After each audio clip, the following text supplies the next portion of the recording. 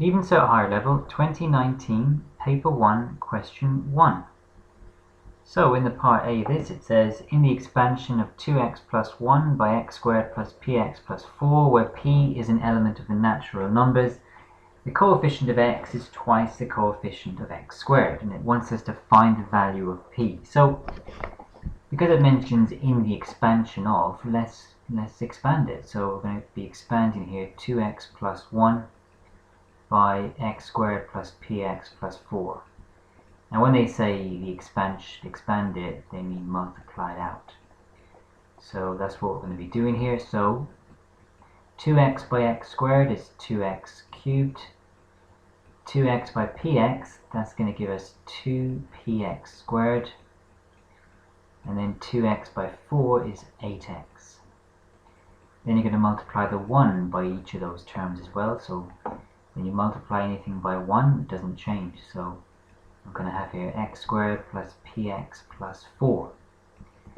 Now we want to have not two separate x squared terms and two separate x terms. We want to have one of each. So let's add these two x squared terms together. Now when we add those two x squared terms together, that's like 1x squared. So when you add 2px squared plus 1x squared, you're going to get this, in brackets, 2p plus 1, that's outside then of x squared. Then I have the 8x plus px, so again when you add those, you're going to have, in brackets, you could say 8 plus p or p plus 8, doesn't matter, but you're going to have an x at the end. And then you've got this plus 4 at the end there. So that's it now with a single x cubed term, a single x squared term, a single x term, and a single constant. Now it's saying to us here, the coefficient of x is twice the coefficient of x squared. Now the coefficient of x here is p plus 8. So therefore p plus 8, I'm told, is twice the coefficient of x squared. So that's going to be twice. The coefficient of x squared is 2p plus 1. So now I've got an equation that I can solve for p. So p plus 8 then is going to equal, well, it's going to be 4p plus 2. Then bring your p's to one side, everything else to the other side. So 4, well, p minus 4p is going to then be 2 minus 8. So then minus 3p is equal to minus 6. You could multiply both sides there by minus 1. So 3p is equal to 6. And then divide both sides by 3. So p ends up being 2. And that's that one done. Okay, let's go on to this part B here. So the part B, it says solve the equation 3 over 2x plus 1 plus 2/5 is equal to 2 over 3x minus 1. Right, so to do this, really, there's different ways of doing this, but the way I'd recommend doing this is try and turn this into a single fraction.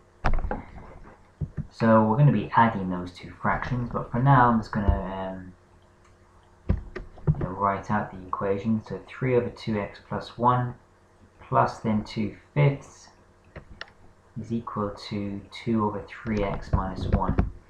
Now, really the point of getting the left-hand side into a single fraction is because then we can then cross-multiply.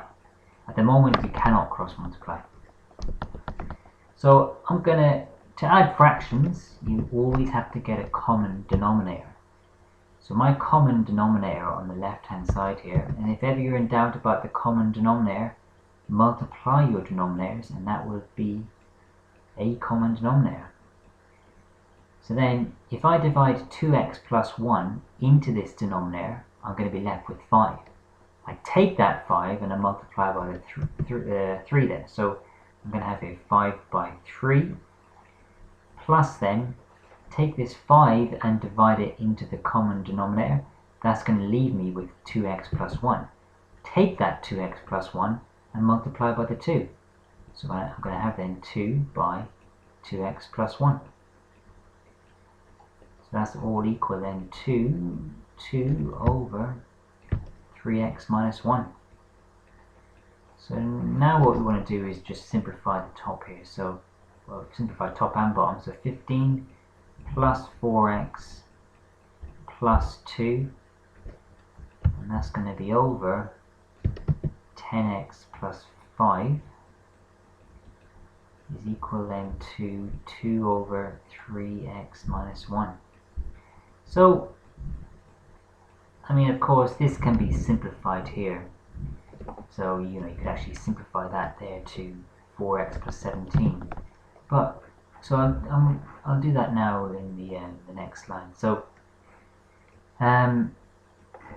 so now, given that we have one fraction equal to one fraction, it's now that we can cross multiply. Which means you're going to take this numerator and multiply by the denominator here, and that's going to equal then this numerator times that denominator. So what I'm going to have here then is this. That again, that numerator there is the same thing as 4x plus 17. So 4x plus 17 multiplied by the denominator in this fraction will equal then this numerator times that denominator. So it's going to be 2 by 10x plus 5. And after cross multiplying, as we can see, we now have no fractions left. So 4x by 3x is 12x squared. 4x by minus 1 is minus 4x. 17 by 3x is 51x. And then 17 by minus 1 is minus 17. That's going to equal over here 20x plus 10. So then, yeah, we're just going to simplify this now. So you're going to have here 12x squared. So 51x minus 4x, that's going to give me 47x. And then we can bring this x term over here and make it a minus 20x.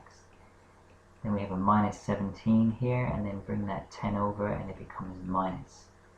All equal now to 0. So again, that's simplified now is 12x squared. 47x minus 20x is plus 27x. And minus 17 minus 10 is minus 27. So that's all equal to 0. So now what we have is we have a quadratic, but we can divide across here by 3. So dividing by 3, we're going to have 4x squared plus 9x minus 9. All equal to 0. So we've made it simpler now. So we should be able to factorize this. So yeah, when we factorize it, we're going to have the following. So we're going to have then, 4x, maybe we'll break that into 4x and 1x. 9, we're going to divide that, we're going to break it into 3 and 3. And there's a minus there, so the signs here have got to be different. Let's put a plus there and a minus there. That way we'll get the 9x in the middle. So then, 4x minus 3 is equal to 0. X plus 3 equals 0. So then, 4x is going to equal 3. Therefore, x is going to be 3/4. There's one possible value for x, and the other one is minus 3. So they are our two solutions, and that is question 1 completed.